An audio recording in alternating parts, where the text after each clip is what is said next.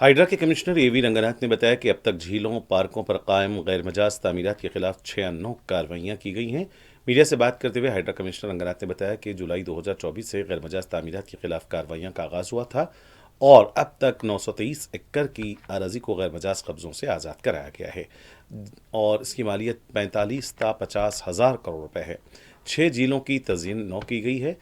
गैरमजाज तामीरात में मुलविस 11 बिल्डर्स के खिलाफ केस बुक किया गया है। उन्होंने हालिया बारिश के दौरान हाइड्रा की कार्रवाइयों के बारे में बताया कि अफजल सागर में बहने वाले एक नौजवान की लाश दस्तियाब हो चुकी है।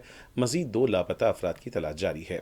एवी रंगनाथ ने बताया कि तलाशी मुहिम में जीएचएमसी और हाइड्रा की 7 और 2 मानसून टीमें मुसलसल काम कर रही हैं। మన ఈ మధ్య ఈ మనకు తెలుసు ఈ వరదల్లో చనిపోయిన కొట్టుకొని వెళ్ళిపోయిన వాళ్ళు కొన్ని బాడీస్ కూడా మనకు ట్రేస్ అవుట్ అయినాయి. సో మనకి ఇద్దరు బాడీస్ కూడా ఇంకా ట్రేస్ కాలేదు. యాక్చువల్గా దీంట్లో మేము అంటే మనం చూస్తే కనుక దాదాపు ఒక బాడీ ట్రేస్ అవుట్ అయింది. దాదాపు మనకి 75 కిలోమీటర్స్ అవతల ట్రేస్ అవుట్ అయింది. అది వలిగొండ దగ్గర ట్రేస్ అవుట్ అయింది. ఉదాహరణకి ఇక్కడ మనకి ఏది మన పార్సిగుట్ట దగ్గర చూస్తే కనుక ఆ బాడీ